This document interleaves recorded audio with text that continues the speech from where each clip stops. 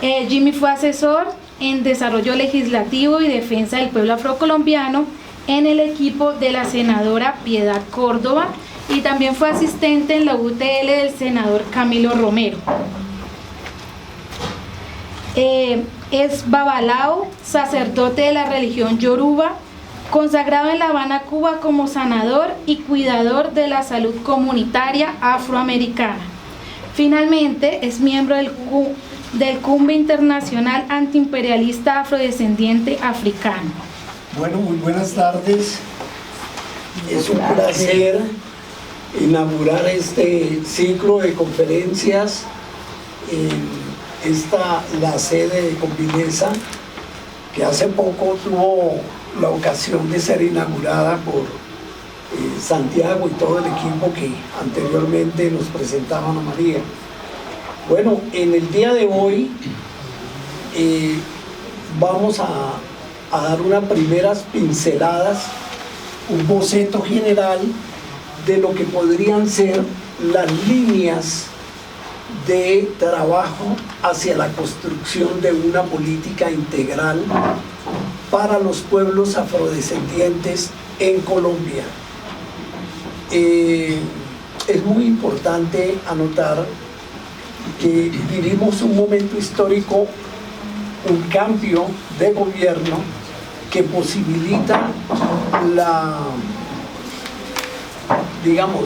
posibilita que ese acumulado de protestas, ese acumulado de reivindicaciones, ese acumulado de trabajo de todas las organizaciones y del movimiento afro a nivel nacional se materialicen, teniendo en cuenta que la mayor parte en estos últimos 30 años, estamos cumpliendo 29 de Ley 70 y 33 de la Carta Constitucional, fue en 1991.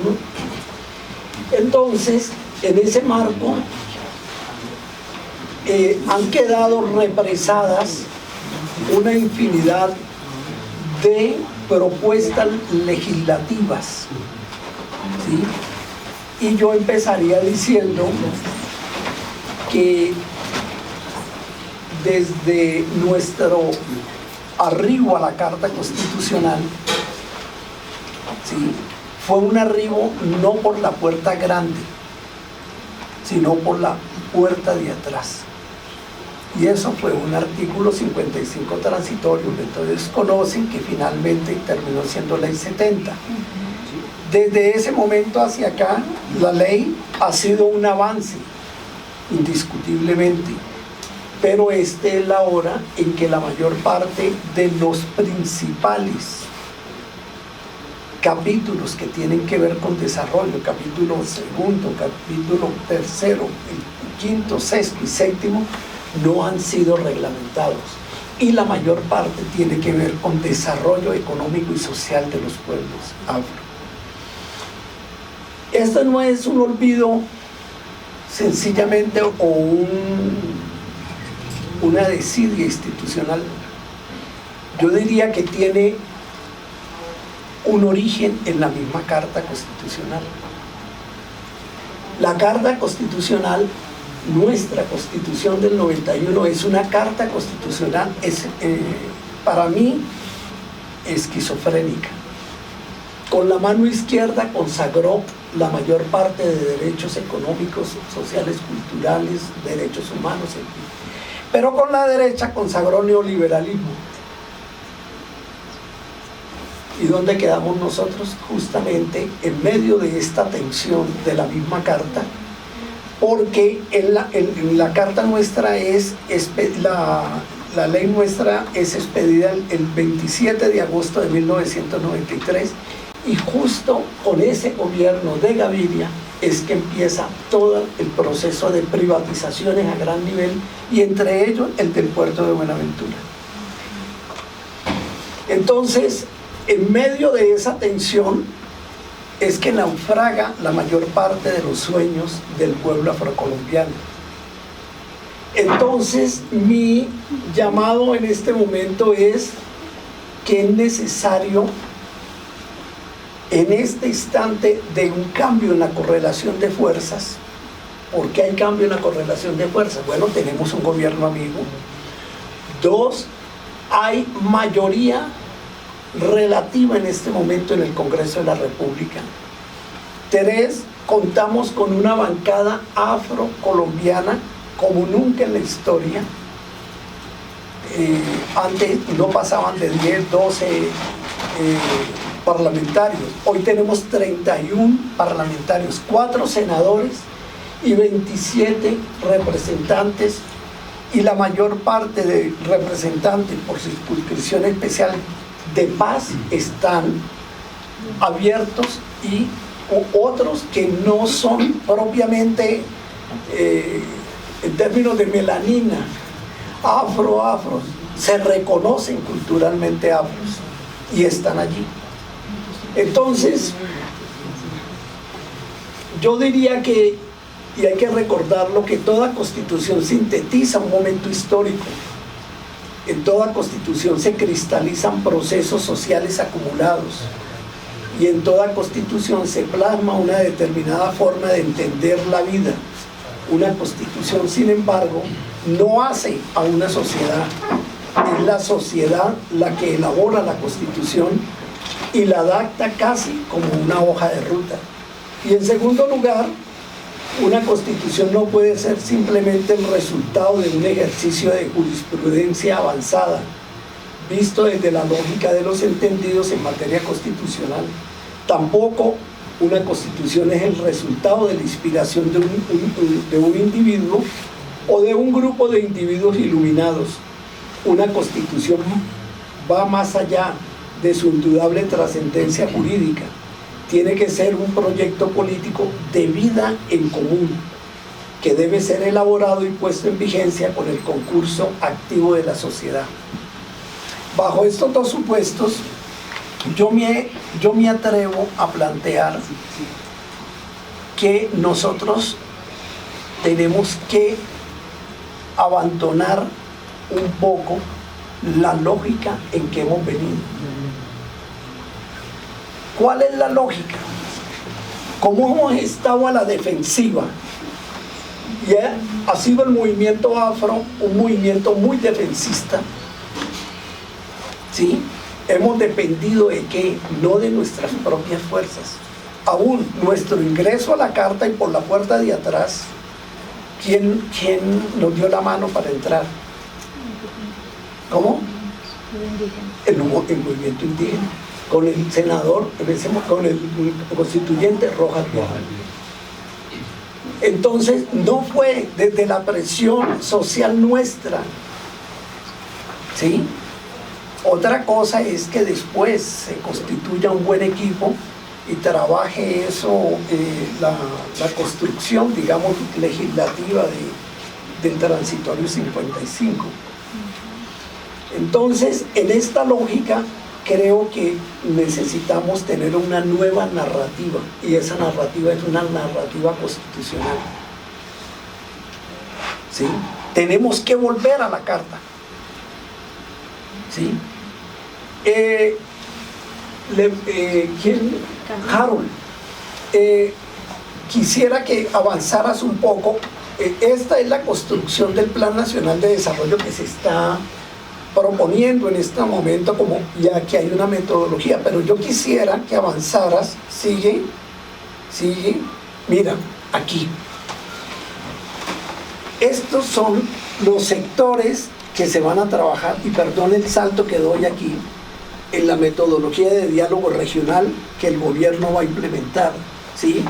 Para esto, digamos, son los sectores del gobierno que van a estar presentes en las deliberaciones, y que no son solamente deliberaciones para que el gobierno tome la decisión, sino que son deliberaciones decisivas del pueblo, de las regiones, para la construcción del plan de desarrollo. Estos son como las apuestas de gobierno, y me llama la atención que en términos de geografía aparezcan los municipios, aparezcan los departamentos, aparecen las megaciudades, las regiones, las provincias y los territorios indígenas. ¿Dónde están los territorios negros? ¿Sí?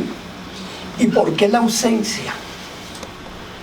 ¿No? ¿Hay territorios negros o no? ¿Sí? Pero sucede que sí los hay de hecho, pero no de derecho. Por eso es que la propuesta que yo le estoy planteando al movimiento en este instante es entrar por la puerta grande de la Carta Constitucional. ¿Cuál es la propuesta? ¿Sí? La propuesta es transformar el artículo 286 de la Carta Constitucional. Porque la Carta, ¿qué dice? Son territorios, entidades territoriales, los departamentos, los municipios, los distritos y territorios indígenas. Pare de contar. ¿Cuál es la propuesta? Que diga a renglón seguido y territorios afrocolombianos. ¿Por qué? ¿Sí? Porque en el artículo 287 de la misma carta dice: las entidades territoriales gozan de autonomía para la gestión de sus intereses y dentro de los límites de la Constitución y la ley, en tal virtud tendrán los siguientes derechos: gobernarse por autoridades propias. Tenemos consejos comunitarios, pero tiene más peso una pluma en la autoridad que los consejos, porque no deciden, o no. Ejercer las competencias que les correspondan, administrar los recursos y establecer los tributos necesarios para el cumplimiento de sus funciones, y la última, participar en las rentas nacionales. Pues sucede que esas nosotros tenemos existencia, ¿sí? No como pueblo, y por eso no nos otorgan, no se nos reconoce como entidad territorial. A los indígenas sí se los reconoce como pueblo. Por eso hay una trampa en la ley 70, y es en la caracterización. Por eso hay que volver a revisar muy bien, porque no, somos sencillamente comunidades, no somos pueblos. Entonces, sumada a esta caracterización, existe la caracterización general liberal de un Estado, y es que todos somos iguales ante la ley.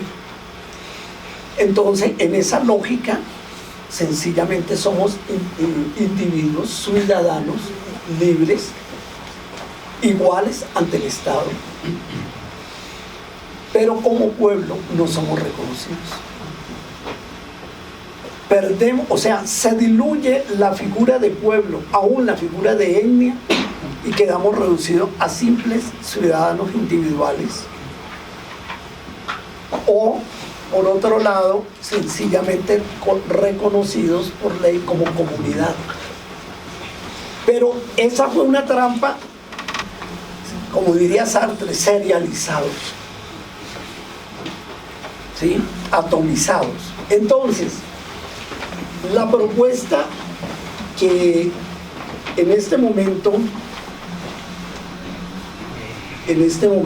yo le haría al movimiento afro, para posicionar en varios escenarios. Uno, hay que posicionar, para mí es necesario en este momento de cambio y de gobierno, que este gobierno en estas apuestas, ¿sí?, cuando dice de pasar de una economía extractivista hacia una economía productiva, le va a tocar hacer al gobierno nacional, en el marco del plan, un nuevo rediseño del ordenamiento territorial.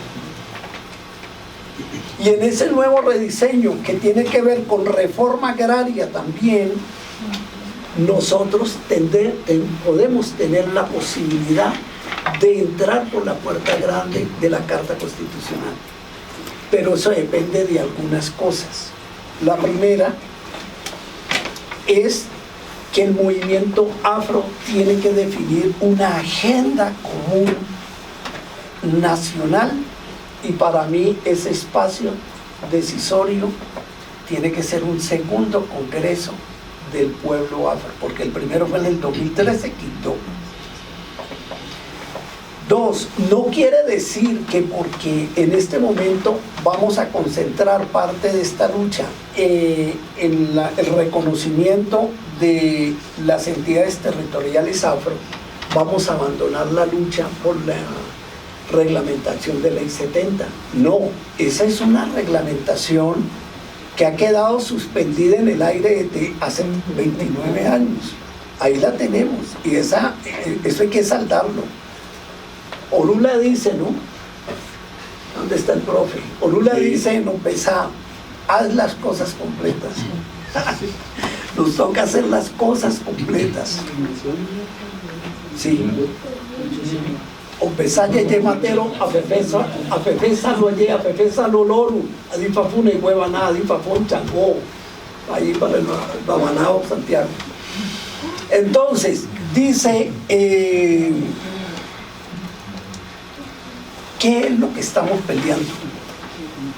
A través de este reconocimiento constitucional, territorio propio. Porque en ese momento, la Ley 70, una cosa es la titulación colectiva, pero cuando vos introducís en la Carta Constitucional la figura y se acuña el término de una entidad territorial afro, está reconociendo la posesión territorial de el pueblo afro. No es que le entreguen unos territorios baldíos, no, es que los pueblos afro aquí tienen una posesión territorial y somos los segundos habitantes originales de estas tierras. Eso es lo que no reconoce la Ley 70. Y necesitamos cambiar esa lógica. Si nos seguimos moviendo en la lógica de la Ley 70, perdimos. Y no quiero decir con esto ni descalificar la Ley 70. Nos ha servido como un instrumento. Y hemos aguantado todos estos 30 años. Bueno, pero llegó el momento de la correlación de fuerzas distintas y nos toca, yo diría, es tiempo, y yo comparto y leo qué es lo que quiere decir Petro. Me llama la atención que el movimiento afro no hable de poder negro, y el presidente desde su candidatura habla de poder negro, y va más allá. Cuando Petro nos dice el 27 de septiembre, de agosto, 29 años de la Ley 70, dice, es necesario reglamentar la Ley 70 e ir más allá. ¿Qué nos está diciendo Petro cuando habla de poder negro? E ir más allá de la Ley 70. Se refiere al reconocimiento del territorio y del pueblo afrodescendiente, que es el mismo pueblo afro el que se exprese legítimamente en todos los medios organizados de participación y protagonismo político, que su ejercicio sea directo y soberano a través de los diversos instrumentos, mandatos afros regionales, constituyentes afro, asambleas de ciudad, consejos comunitarios, palenques, y que sean reconocidos sus territorios constitucionalmente en entidades territoriales afro como ejercicio pleno de autonomía, soberanía estratégica y autodeterminación en lo político, económico, social, cultural y ambiental. Estoy diciendo con esto que me estoy basando en el convenio 169 de la OIT, que habla de autonomía y autodeterminación de los pueblos. Me estoy basando en la declaración de Argel.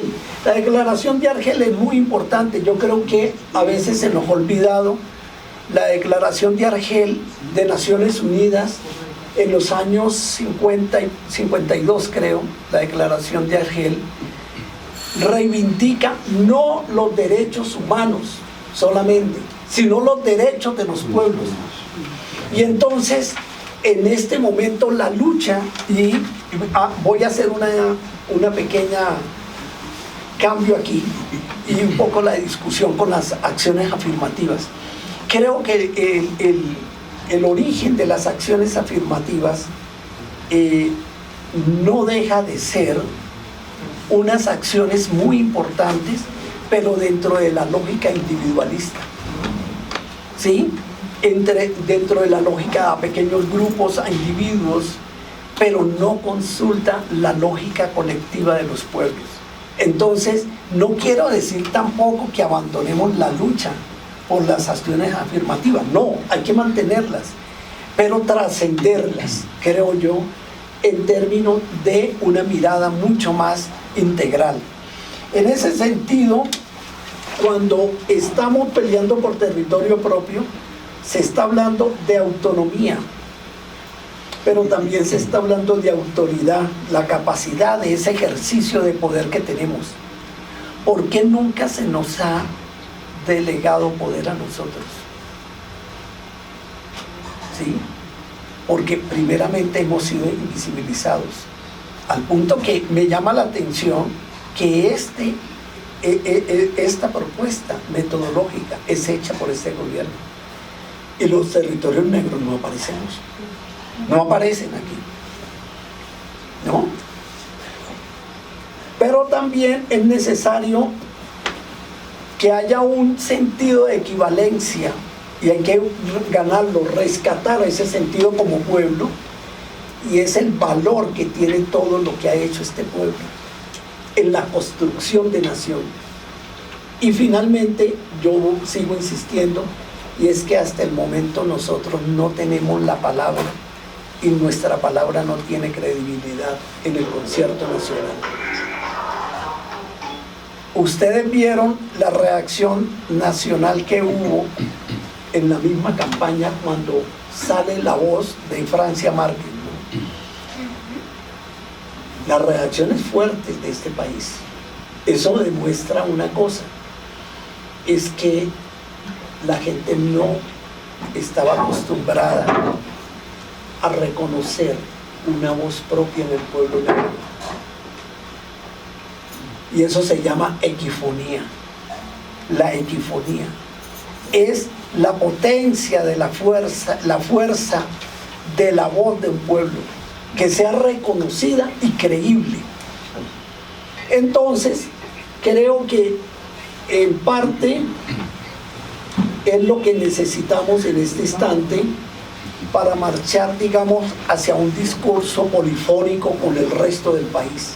Si nosotros no tenemos territorio y dónde pararnos, no tenemos, podemos perder 30 años más, se los aseguro. ¿Sí? ¿Por qué la importancia de las entidades territoriales? Nos puede decir un técnico de planeación nacional, pero para eso existen la RAP, las regiones administrativas y de planeación. ¿Sí? Las regiones administrativas y de planeación. Pues yo me he dado la tarea de estudiar las 9, ahora hay 12, las 9 RAP, las del Pacífico y las del Atlántico, y realmente no tienen un problema estructural muy serio. ¿Para qué fueron creadas las RAP? Para implementar el modelo, ¿sí?, de los megaproyectos y de toda la lógica corporativa minera en el país. Para eso fue. Aún más, el modelo corporativo es un modelo súper centralizado. No se mueve una pluma en las regiones si no hay la orden nacional. Prácticamente tienen un papel decorativo los alcaldes y gobernadores. Pero la otra cosa es que las RAP no resuelven el tema ni de gobernanza ni de gobernabilidad de las regiones. Pero la otra carencia de la RAP es que su recursos y su financiación no dependen de ellas mismas. No tienen, ¿sí? como de las rentas nacionales no les llega una gota. Dependen solo de los recursos departamentales. Y los recursos departamentales son muy escasos. Fuera de todo el tema de corrupción. Entonces, la RAP a veces se juntan, en el caso del Pacífico, el departamento de Nariño, Cauca, Valle y Chocó, para conformar la RAP del Pacífico. Y cada departamento supuestamente le tiene que dar a la RAP, pero entonces ahí viene la cosa, y es que a pesar de que han identificado proyectos comunes, los recursos son insuficientes y los recursos por lo regular se demoran o no llegan a la RAP.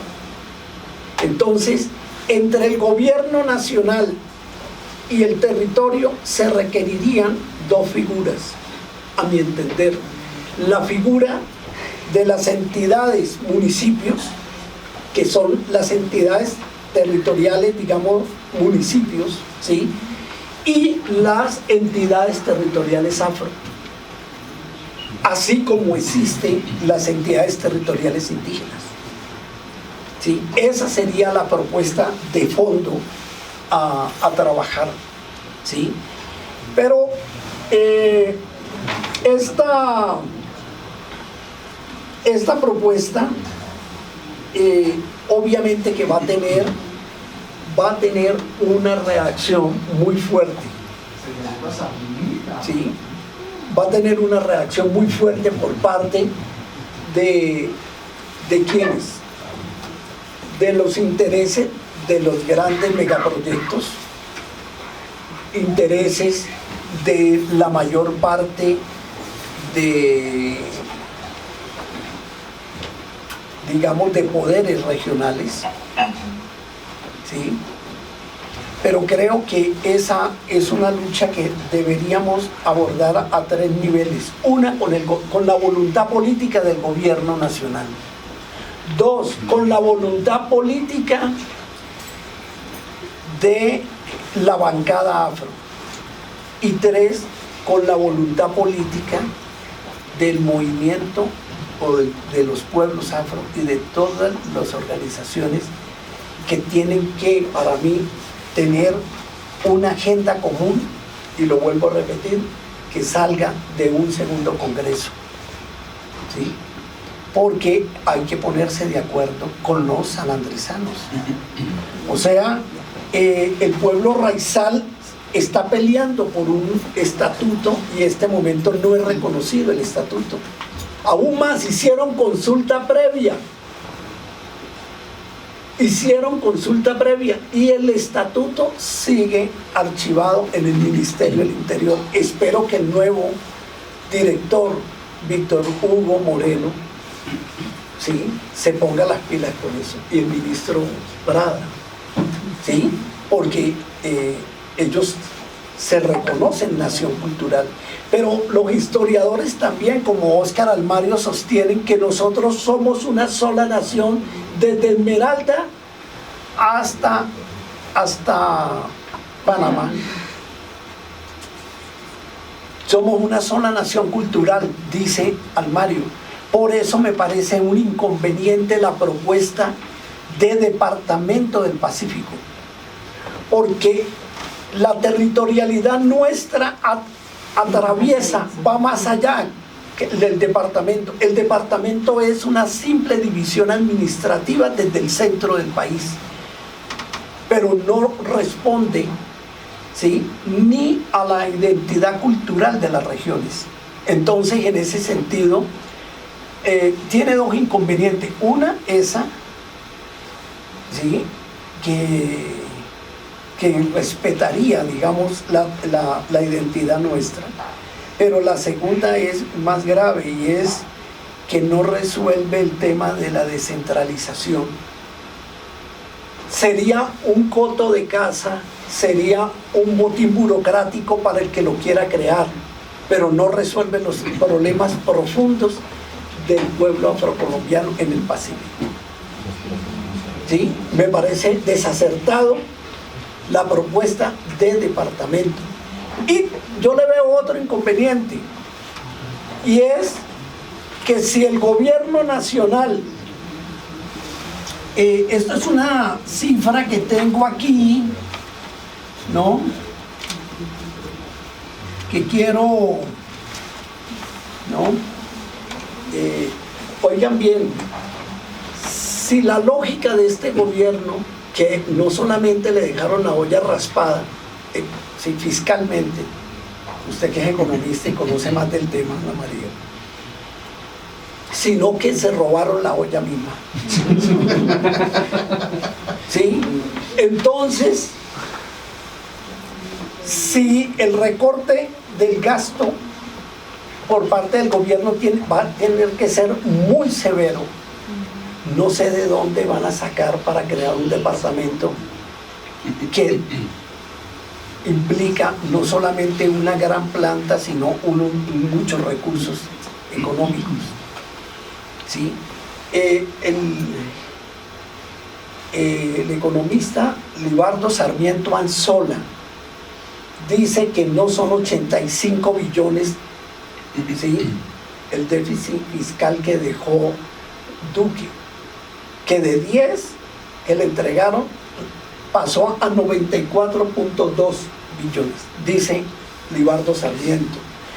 2, dice Libardo que toda la deuda acumulada, ¿sí?, total del sector público contabiliza 874 billones. Entonces se viene un segundo dilema muy fuerte para este gobierno, ¿sí? Este gobierno debe prontamente resolver el dilema de priorizar el pago de la deuda pública a los grandes banqueros internacionales o adelantar el gasto social para no destruir lo poco vestigio del Estado Social de Derecho que consagra la Carta, dice Sarmiento. Y si se empeña en pagar la deuda, y eso que no el pago total, es el pago al servicio de la deuda, o sea, intereses, requeriría 37 reformas tributarias de un alcance similar en recaudo al proyecto que hoy está presentando Petro. Eso es uno de los dilemas de este gobierno, ojo con eso. ¿Sí? Esa es una de las situaciones. Pero también tengo yo otra objeción al tema del departamento, que es muy delicado. Y es que es cazar una pelea innecesaria con las élites de Nariño si se les quita Tumaco. Valle, se le quitan Buenaventura a la sociedad portuaria y se la quitan del Valle y su cercanía con Cali. Yo creo que ellos no, digamos, los momios del Valle, la Godarria del Valle no va a estar conforme. Y yo creo que es armarse una guerra innecesaria.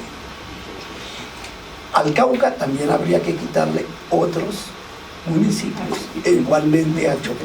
Entonces yo no lo veo viable y me gustaría ahora conversarlo, ¿sí? Para mi ahijada que llegó tarde, Yudisamira Moreno, se la presento, párese por favor, que la conozcan.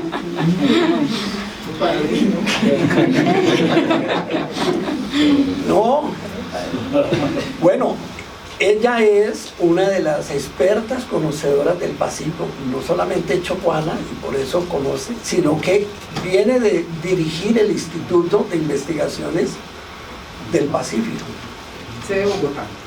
Sede Bogotá, sí, pero conoce perfectamente el tema. Decíamos, Judy, al principio, que nosotros entramos por la puerta de atrás en la Carta Constitucional, que la propuesta que yo hago en este momento es que entremos por la puerta grande y convirtamos el artículo 286 de la Carta, que reconoce entidades territoriales, municipios, departamentos, en territorios indígenas y territorios afrocolombianos. Es la única manera, creo yo, porque aún, les cuento, la mayor parte de luchas por el reconocimiento de tierras de Ley 70 en este momento está totalmente congelado. Eso me lo dijo personalmente Silvio Garcés, que ha sido uno de los abanderados de estas titulaciones colectivas. Entonces, ese es el primer marco, digamos, en que yo ubicaría el primer tema de la agenda afro en este instante. ¿Sí? Vienen otras consideraciones que tengo. Bueno, ¿cuáles podrían ser, digamos, el resto de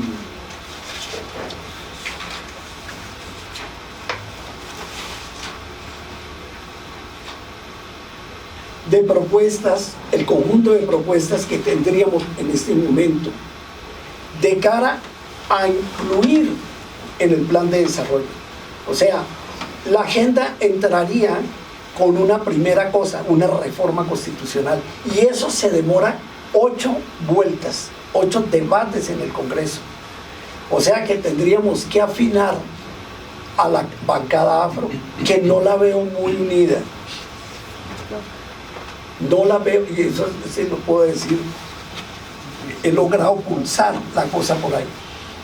El movimiento afro disperso, ¿sí?, atomizado, y el gobierno tiene voluntad, yo diría que hay que aprovechar, y lo otro y es buscar, porque todavía en este país no hay una ley estricta de bancadas.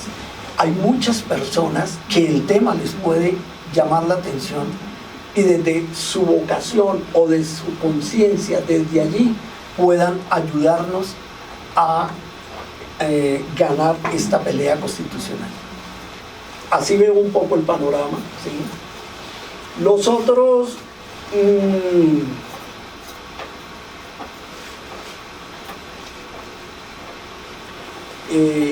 temas a desarrollar serían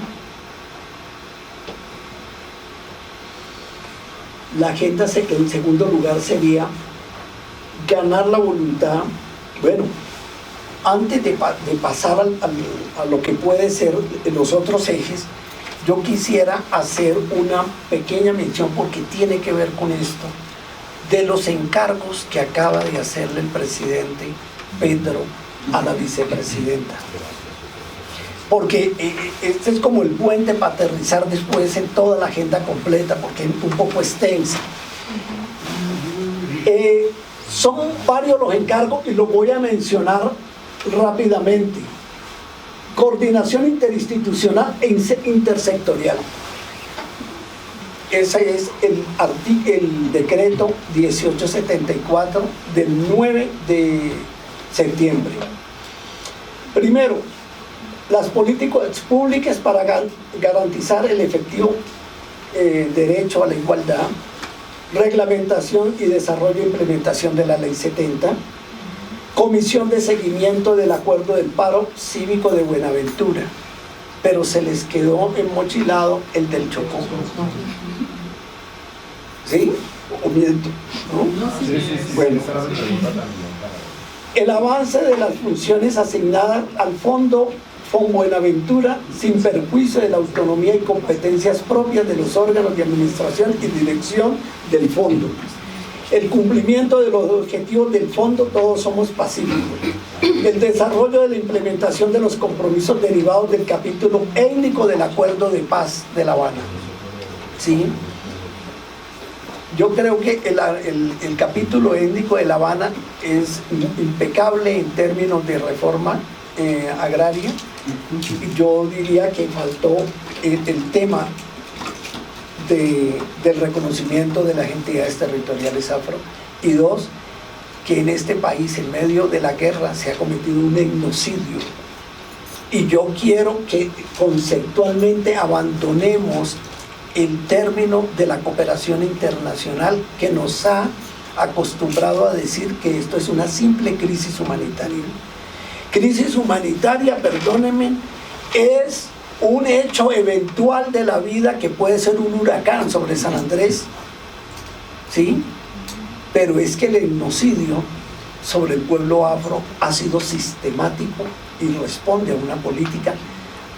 No solamente ha habido genocidio y masacres, que esa es la muerte física, sino el etnocidio es la muerte cultural, y eso es lo que también ha habido. Las tareas, bueno, el desarrollo, las tareas del gobierno en los programas y acciones encaminadas a brindar soluciones de agua potable y saneamiento básico para el litoral pacífico y el norte del departamento del Cauca. Presidir la Comisión Intersectorial de Alto Nivel para la Protección Inmediata de los Pueblos Afro, Indígena, Agua, ¿sí? Creación y coordinación interinstitucional de la Comisión Intersectorial Nacional de Reparación Histórica para superar los efectos del racismo, la discriminación racial y el colonialismo en los pueblos étnicos. Siguen otros encargos, como la coordinación de gestiones de cooperación internacional, expedir instructivos circulares de documentos que consideren necesarios para el cumplimiento de las misiones y encargos asignados, ¿sí? ¿Qué veo yo en primera instancia? En Buga, yo nací en Buga, pero siempre he dicho que yo no ejerzo. No sé si conocen la historia del bobo de la papaya, del papayo. En Buga acostumbramos a decir, eso es un encargo bugueño. El bugueño te dice, hola Fernando, yo quiero que me lleves a Bogotá una carta para un familiar. Y efectivamente dice, no, perfecto, yo te la llevo. Y el momento en que llega a tu casa con el encargo, dice, y te traje otra cosa, una nevera, para que me la lleves. Ese es un encargo bugueño. Yo creo que a Francia le han hecho un encargo bugueño, perdónenme que les diga. Y a este paso se puede quemar Francia, y me perdonan, no estoy creando divisiones entre Petro y Francia, y no quiero decir eso. Es que estos son unos encargos que necesitan un marco general de política nacional. Y en ese sentido, la propuesta que yo creo que debe hacerse por parte del movimiento, no por Francia, porque ya a Francia le tocó ese papel, pero el movimiento sí puede decirlo. Las prioridades están en el orden económico, y para ello se propone la declaración de la emergencia económica para un plan social de choque contra la pobreza, donde debe incluirse programas especiales para las comunidades afrodescendientes. En ese marco, creo que el gobierno nacional tendría que darse la pela en este país, ¿sí?, por lo que es una emergencia económica, social y ecológica. Y ya hay antecedentes. Para el COVID, Duque lo hizo. ¿Por qué no ante una situación, primero, de crisis alimentaria? No la tenemos en la Guajira, en el Pacífico y en todo lado. Dos, época invernal. Y tres, la crisis que se está viviendo en los territorios. Entonces, hacerle un encargo a Francia también, en esos 2 días que se reunieron, creo que a Francia le tocaría asumir esa agenda de los alcaldes, que no está aquí. No está aquí, pero ahí quedó yo en la Universidad del Valle me mandó lo que son las decisiones que tomaron los alcaldes. O sea, les tocaría a Francia abordar esa agenda, y esa agenda se aborda es con recursos económicos, así de sencillo, ¿sí? Bueno,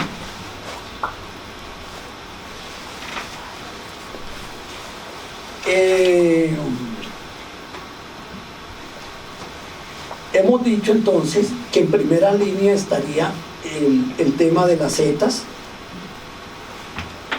entidades territoriales afro. En segundo lugar de la agenda sería reglamentación de la ley 70, sus capítulos 4, 5, 6 y 7.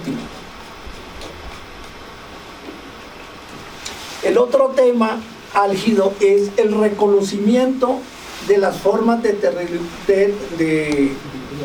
territorialidad en las ciudades. No tenemos en este momento, hay un reconocimiento a partir como de las consultivas, ¿sí? Pero no hay un reconocimiento a las organizaciones o instancias deliberativas del pueblo como tal. Entonces solamente, mire la situación que vivimos. El gobierno nacional nos obliga a elegir consultivas. Y ese es el nivel, digamos, la consultiva que dialoga y negocia con el gobierno distrital o el gobierno municipal, pero no reconoce como órganos del pueblo afro, ¿sí? O sea, el pueblo afro no, al tomar decisiones, ¿sí?, por fuera de esas consultas, teniendo en cuenta por censo del DANE que nosotros somos mayoría de población en las ciudades, cosa que no contempló la ley 70. Ustedes saben que la ley 70 legisló para los pueblos afro-rurales. Derechos de los pueblos afrocolombianos al mar. Sucede que si ustedes miran, no hay un derecho que otorgue a los pueblos afro el goce, ¿sí? Y creo que hay que dar la pelea. Ese puede ser una ley de la República, y yo lo he venido mirando, y es que nosotros como pueblos tenemos derecho, ¿sí?, a 800 millas, así como podemos tener derecho, y los pueblos por posesión de hecho, también los pueblos ribereños pueden tener derecho, ¿sí?, al mar. Eso no está reglamentado. Aún he venido haciendo un seguimiento de la persecución de la DIMAR a la mayor parte de pescadores, tanto en la costa atlántica como pacífica y sanandresana. La DIMAR no los deja pescar. ¿Por qué? Porque no existe tampoco, ni siquiera en el Estado colombiano, una entidad civil que se encargue del tema. Y para mí esa entidad civil debería ser el Ministerio del Medio Ambiente. Y creo que hay que proyectar con la bancada afro una ley que otorgue ese derecho al mar. Y eso también va a ser de hacha y machete. De una vez les digo, con la DIMAR misma, porque ellos tienen la hegemonía sobre el mar. Bueno, establecer y ejecutar sin demora políticas y planes de acción nacionales para combatir el racismo, la discriminación racial, la xenofobia y las formas conexas de intolerancia, en particular las manifestaciones basadas en el género. Eso me parece a mí que es la recuperación de Durban. Eso no está establecido en los planes nacionales de este país. ¿Sí? El otro lío es que mientras sigamos invisibilizados en el DANE y después de ese genocidio estadístico, no sabemos cuántos somos. Entonces habría que exigirle a este gobierno y pelearlo y con el DANE, la nueva dirección del DANE, no solamente recoger, recopilar, analizar, difundir y publicar datos estadísticos fidedignos a nivel nacional y local para que se puedan tomar, digamos, medidas y diseñar políticas públicas, porque no se pueden. El gran argumento de la mayor parte de los municipios es que los alcaldes dicen es que yo no tengo estadísticas para diseñar políticas para ustedes, y ese es el gran pretexto. ¿Sí? Bueno, recuperar el plan de acción de conferencia de Durban en términos del reconocimiento a toda la riqueza religiosa, lingüística, étnica de nuestros pueblos, ¿sí? En ese sentido, a las espiritualidades de matriz africana igualmente, profesor Arturo, habría que hacer una ley en ese sentido. Esa en más del orden del reconocimiento de nuestras espiritualidades. Protección y consolidación de los territorios colectivos afrocolombianos ya reconocidos, generación de ingresos en los territorios afro, y para eso un plan de choque frente a toda la situación de empleo. Habría que trabajar eso. Programa especial de compra de tierras, que no tenemos tampoco, ¿sí? Y bueno, esto lo ha dicho Cecilia López, que hay que comprar unas tierras y entrar digamos, en esa línea. Expedir por parte del Ministerio del Interior el Estatuto del Pueblo Raizal y titulación colectiva de tierras con este pueblo. Ellos se consideran nación cultural. El pueblo raizal constituye una nación, tiene una cultura propia y tiene una lengua propia, que es el creol. ¿Sí?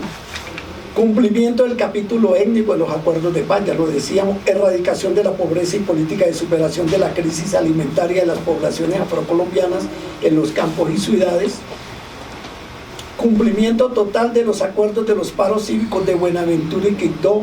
Contribuir al cumplimiento de las reivindicaciones reconocidas por parte del gobierno nacional. En el caso de Buenaventura son 147 proyectos reivindicativos presentados por el pueblo de Buenaventura. Las peticiones realizadas en el paro del 2017, y lo mismo incluyo el tema de las condiciones laborales de los ingenios, de los trabajadores de los ingenios azucareros del Valle del Cauca. Valle y Cauca. No, nosotros a veces nos olvidamos que eso es parte de nuestro pueblo, ¿sí? Entonces trabajar ese aspecto. Continuidad de la titulación colectiva de tierras en el Pacífico, en el Caribe y otras regiones del país. ¿Sí? La necesidad de avanzar en la titulación colectiva de las comunidades afrocolombianas en el marco del reconocimiento de derechos, y la vulnerabilidad que implica no tener dicho territorio tiene que ver con la relación que se da entre este y el sujeto colectivo. Reivindicar la propiedad ancestral de un determinado lugar es también la manera de salvaguardar las posibilidades de reproducción de la cultura, historia y formas de garantizar el sustento económico. El territorio es parte de las cosmovisiones de las comunidades, es un elemento constitutivo que permite la configuración de un ser y estar en el mundo. Esa es destinación de los bienes objeto de extinción de dominio para los pueblos afro. Eso es una negociación que hay que hacer con la SAE, ¿sí? Promover un modelo agroproductivo propio para el Pacífico y el Caribe a través de las prácticas y sistemas productivos ancestrales y tradicionales de las comunidades étnicas, pues contribuyen a su desarrollo, a la erradicación de la pobreza, soberanía alimentaria y la sostenibilidad ambiental. Esto es una propuesta que retomé de un texto de Judy Samira. ¿Sí? Política de mujer afrocolombiana. Reforzar las medidas y políticas públicas a favor de las mujeres y los jóvenes afrodescendientes, teniendo presente que el racismo los afecta más profundamente a ellas, poniéndolas en situación de mayor marginación y desventaja.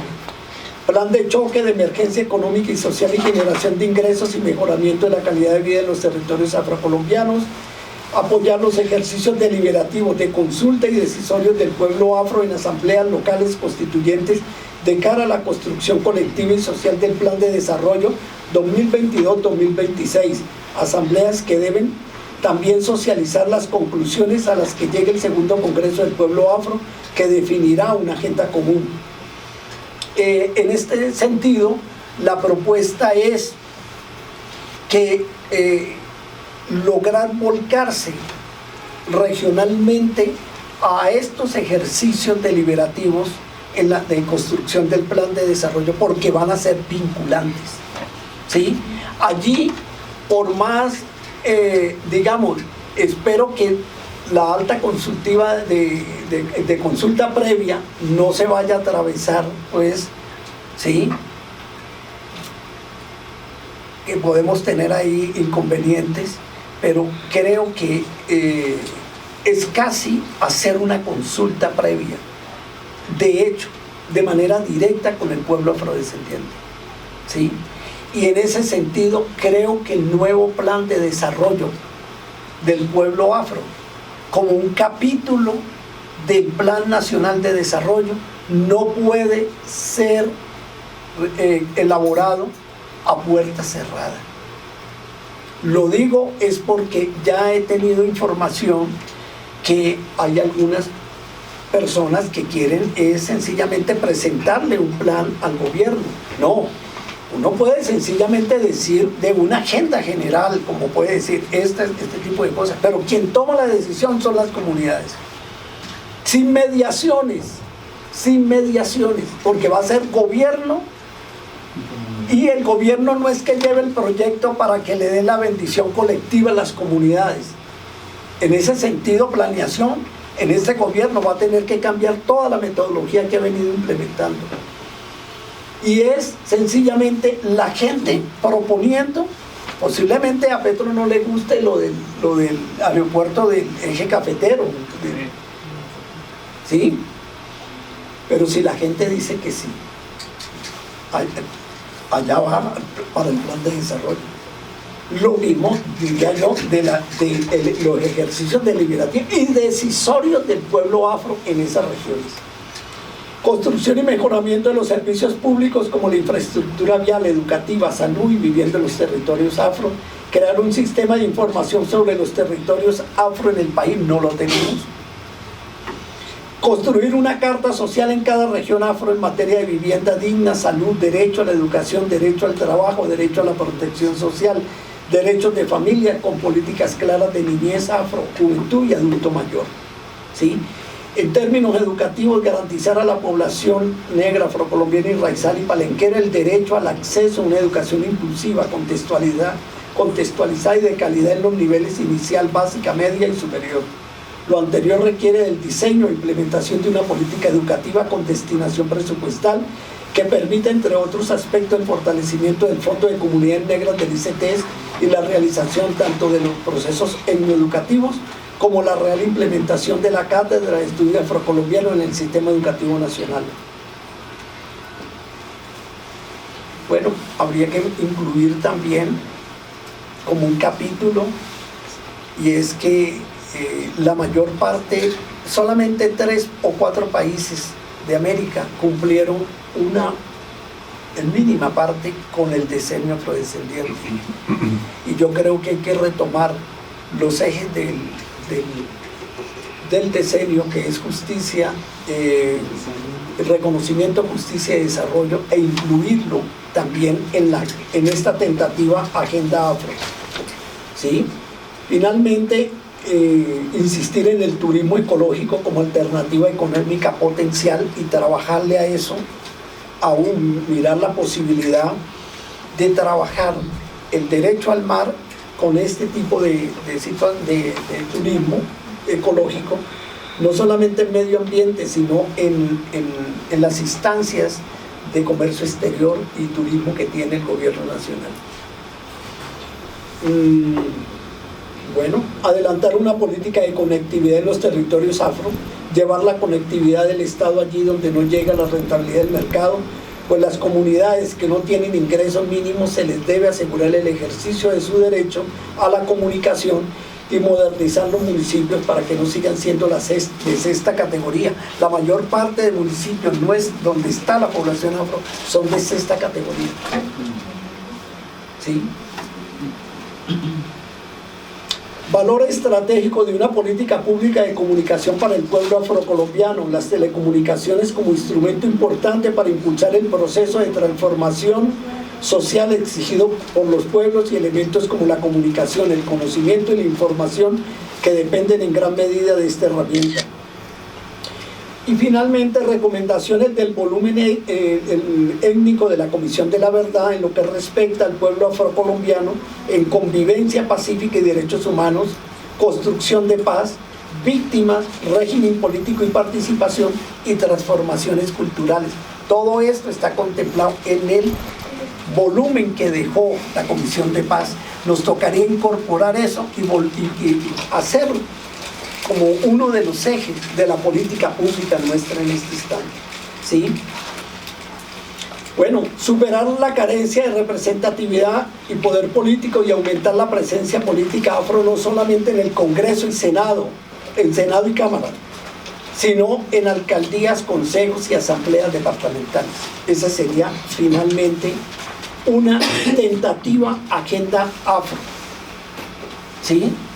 Yo dejaría allí como para abrir la posibilidad de un diálogo con ustedes y me gustaría escuchar opiniones. Dale un aplauso primero.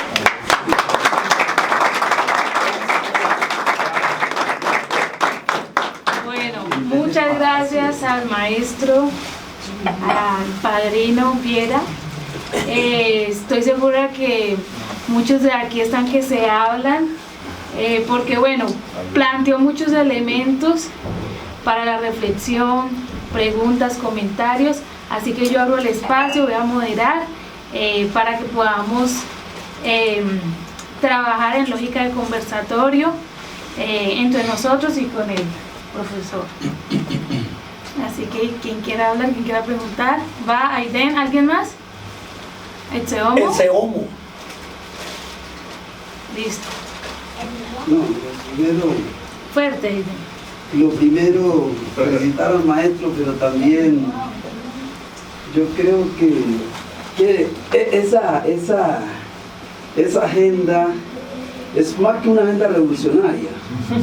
Y yo creo que... No, es lo más democrático que hay. Yo creo que uno puede pedir muchas cosas, pero eso que está allí en el marco de la realidad del contexto colombiano hoy, yo creo que ella me priorizó unas cuestiones que nos permita generar acumulado político organizativo para un próximo gobierno, sí, ahondar muchísimo en eso, porque yo veo una agenda muy ambiciosa ahí y muy de largo alcance. Lo otro es el tema del plan de desarrollo.